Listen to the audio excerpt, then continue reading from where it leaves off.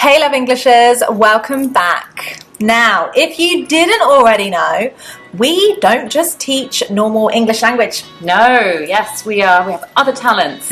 We are also academic English teachers, which means we help students pass their IELTS, their CAE, their FCE, but actually mainly these days we focus on preparing students for university. So that really is as academic as it gets, going to university.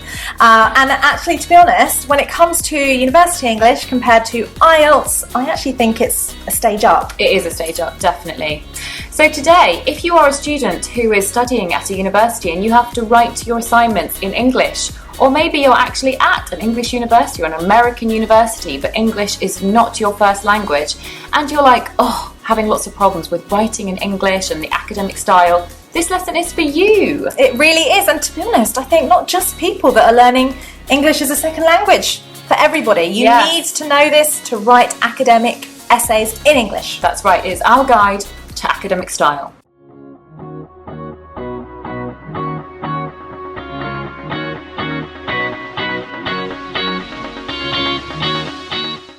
Right guys, number one, something you must include in academic writing, linking words. Now, what are linking words? Examples. So however, although, in spite of, despite, all of those lovely connecting, sometimes phrases or words which make your writing flow.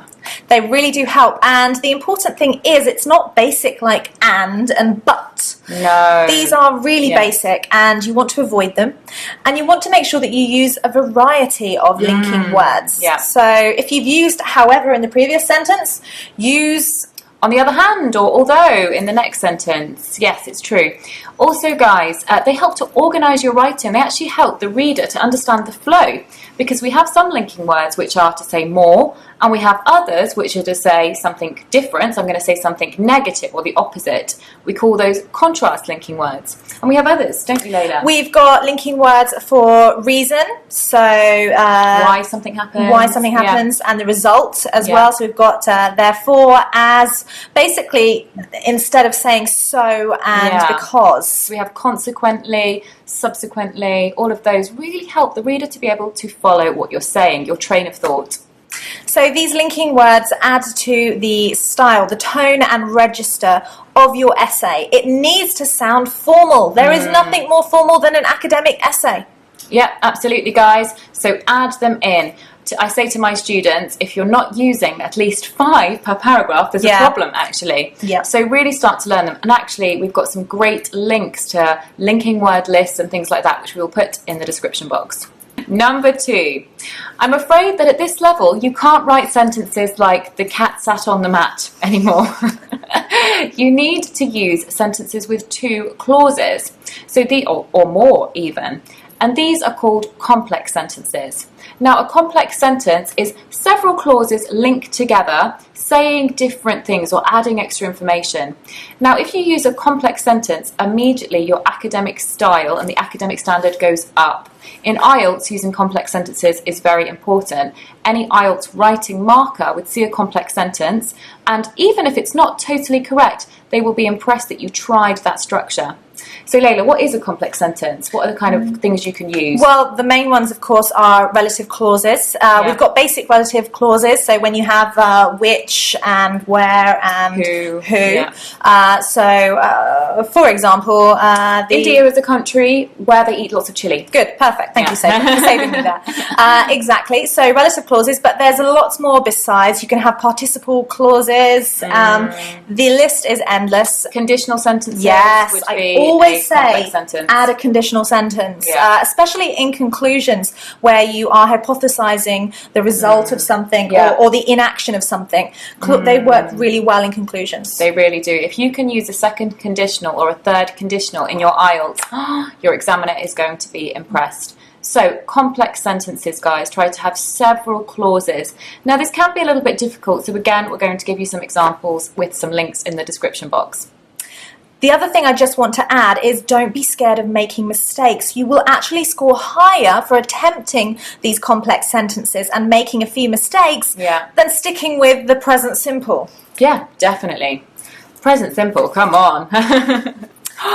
Sabrah, you seem a bit tired today. I am a little bit tired. Yeah, I'm not quite sure why. Oh, okay. It might be because I stayed up late last night working. Could be the reason. Could be, yeah. So this is tentative language or hedging language or cautious language. There's lots of different ways to describe it. But it basically means you're being careful. Why do we need to be careful? Right, well, just before I was saying, I could be tired because I stayed up late. That could be the reason why I'm tired.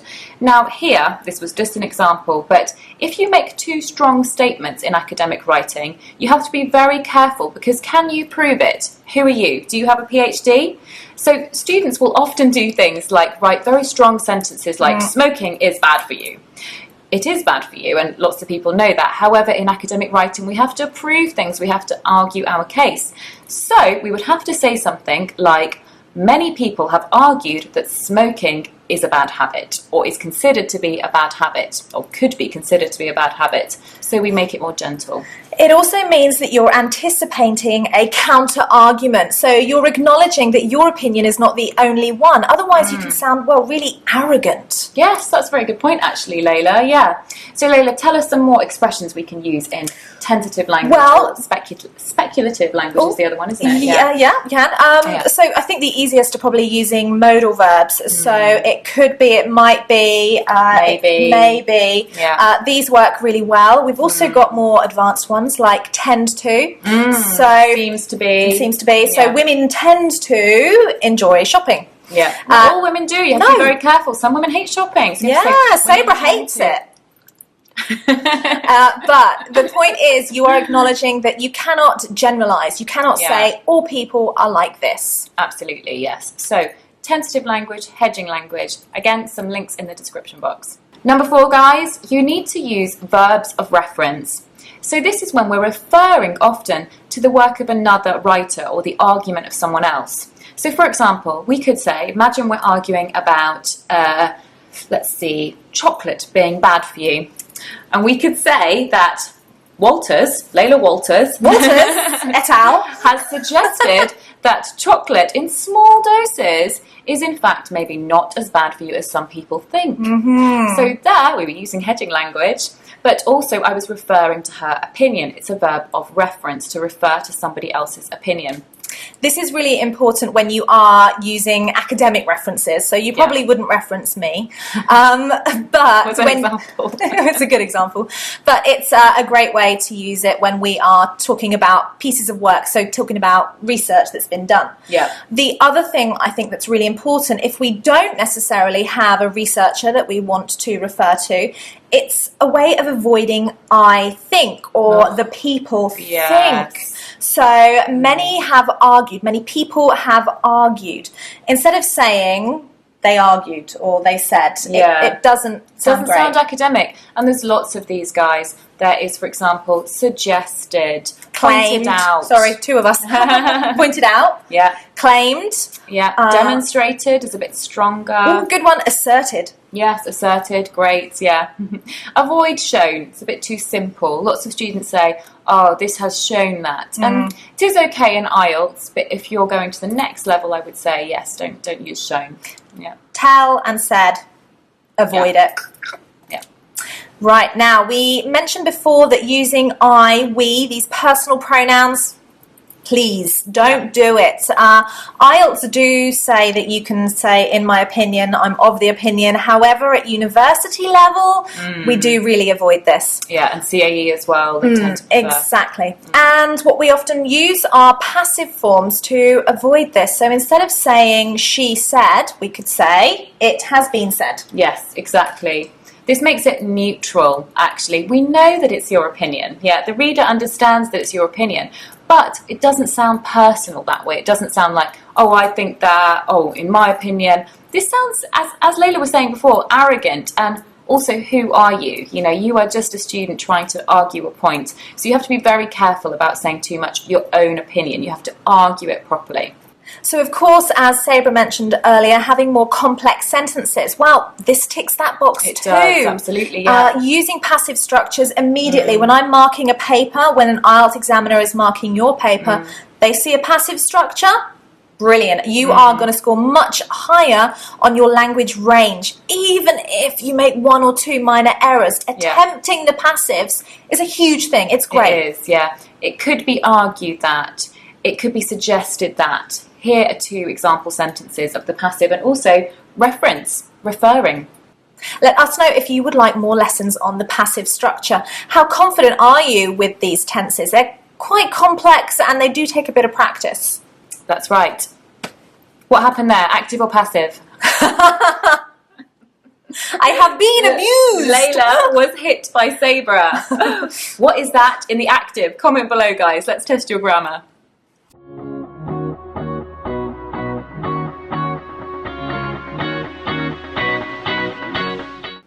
Right, guys, we're giving you lots of things you need to do, but these are some things you must try and avoid. Yeah.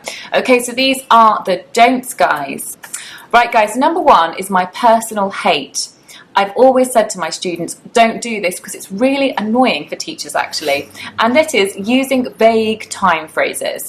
So, for example, nowadays. Oh, I can't stand it when I see an essay that starts with nowadays. It is just overused by students. And what does nowadays even mean? You know, in academic writing, we must be specific about things. We're academics. You really need to say when you're talking about. So do you mean in the last decade? Do you mean in the last couple of years? Things like in recent times are not even acceptable. You know, you really need to be much more specific. Absolutely. Yeah. I think you also need to distinguish between an exam essay and an essay that you research and write, because an exam essay you can have in the last decade. Yeah.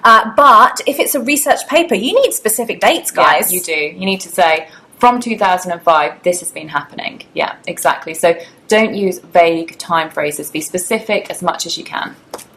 So, Leila, do you think all men love football? Because my boyfriend loves football. I mean, he's crazy about football. Well, see, my boyfriend likes basketball. Ah. So, to say all men love football, I think it's the same as saying all women love shopping. That's true, actually, yes. We love shopping, but there's some girls out there that don't. There's some ladies aren't. Or you. This brings us to our second point. Generalizations. We talked about hedging language, and that's a great way to avoid generalizations. Don't assume that what you think is true is what everybody else thinks to be true.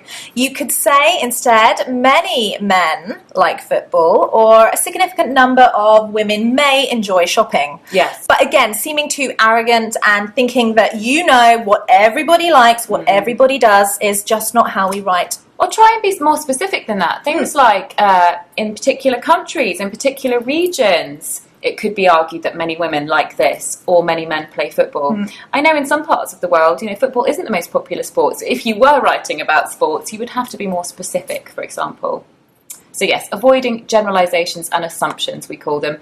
They really just open the essay up to the examiner being like, well, how do you know this? They open you up for criticism.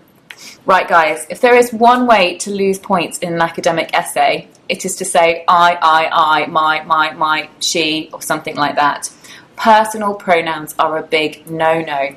An academic essay should be neutral in its style. As we've said, it should seem formal. It should seem quite cold in the style. Yeah. So even if it's your opinion, as we've said before, you have to kind of seem like it's something you're arguing based on your research. So using I is a big no-no. Also using adverbs like really and very. These are very informal, and they really don't sound very good. Really informal. They really are, yeah. So, for example, I've seen some students writing things like, oh, it's really popular. You know, that's just not the way to write in an academic style. You would say, if you're talking about popularity, you could say something like, chocolate is a sweet treat that is enjoyed by many girls. Many girls, not all girls. Yes, instead of saying, it's really popular. So really, very, those kind of adverbs. Can you think of any more, Leila? So adverbs of opinion as well, amazingly, surprisingly. These are really, again, similar to I. It's saying what you think, but it's not necessarily what others think. You can use significant, that's a great one, to say that there's a large number, but you don't want to say that it's brilliant when that's what you think. Not. Yeah, far too kind of strong an adverb, yeah. Right, now, we've been teaching you when you speak English to use contractions. I've been to the shops. She's gone out. Yeah. I'll go here. I'll go. Yeah. Okay, forget that. You do not use contractions at all in academic English. The first thing I see is a contraction and I get a big red pen and make a big circle around it. She really does. I do. Yeah. Sometimes with a sad face. So contractions are for spoken English. Academic, no. No, it has to be formal. Actually, formal work emails, you avoid contractions. Absolutely, and letters, of course. Yeah, so it's a good kind of thing to understand that contractions are something for spoken, whereas generally they're not used in the written form if it's any kind of formal writing. So yeah, it's a great language, English, isn't it? Do this here, but don't do that there. Sorry, guys. Point number 5 is a quick one, and it is don't use abbreviations. ETC, ASAP, LOL. Oh my God, language. No, don't do that. OMG. I have actually seen LOL in an essay. No. Yeah, I really have. What did you do? I hope you hit them. Not going Sorry, we're not allowed to do that. Oh, we were teachers. I'm not going to name the student or the country, but yes, I did see LOL, which is very bad. So no, call these abbreviations, no abbreviated forms. Not even IE. IE is used to talk about examples. No, so none of those. They are not academic form. On the same note, slang, okay? Lots of you love slang in English, but absolutely not. Slang like kids is even slang. Loads of. Knackered. Yeah. They were significantly knackered. I reckon I've seen an essay before. No. Again, it's chatty English. It's not for writing. And that's where the difficulty comes. It's getting that correct tone and register for you. Even if you speak brilliantly in English, if you haven't learnt the formal style, you're going to lose marks in your essay. Yeah. Okay, last point, guys, is don't use phrasal verbs. Again, this is something we love to teach you. Oh, phrasal verbs, understand them, love them, learn them. We're always saying this to you, aren't we? Well, in essays, we don't like them. So, yes, it's a great old language, isn't it? So can I give some examples? Yeah. So an example like find out. We wouldn't say find out. We would say discover. Yeah. Also get. Well, that's a colloquial verb, isn't it? Yeah. That's similar. So it's a very relaxed verb, really, isn't it? Yeah. It has too many meanings. So, you know, I got a degree, I gained, attained. Yeah, acquired. So we would change there. Let's think of another phrasal verb. What's another one which we would change? Work out. Yeah, She worked out the formula. She understood. She calculated. Yes. Oh, Leila, very good. Well done. I'm on fire. Yeah, she's on fire. I think it's really important to recognise that with every phrasal verb there is an academic equivalent, and the same with a lot of the more colloquial verbs. Yeah. Look in the description below. We will put a link to the academic word lists, actually, guys. Yeah. There are many words that are high frequency in academic English, so check them out and learn them, and there's some exercises there as well. Brilliant. Okay, guys, well, I think that's it from us. So your academic guide to writing your essays and also to help you with IELTS, FCE and CAE. We really hope you found this useful. Remember, no slang, no informal, and use hedging language and all of that great stuff. Make sure to let us know in the comments box below, are you studying for any exams in English? Because we could probably help you out. Yes, let us know, guys, what lessons you would like us to make. If you've enjoyed this lesson, of course, we could do more on hedging language, on passive structures, linking words. There's so much, but we thought we would leave it to you to decide. Yeah, even on IELTS, guys, we've both been IELTS teachers, so let us know. Don't forget, guys, you can subscribe to our channel so you don't miss a lesson, and we'll see you next time. We've got other lessons on grammar, so we're going to leave you with a playlist for grammar. We'll see you soon, guys. Bye. Should be fine. It was really fast. I know. Fart. That can be an outtake. Okay. Contractions. It's word phrases. Word phrases, okay. Very time phrases. This is my personal take. Can I talk about it? Yeah, go for it. Okay.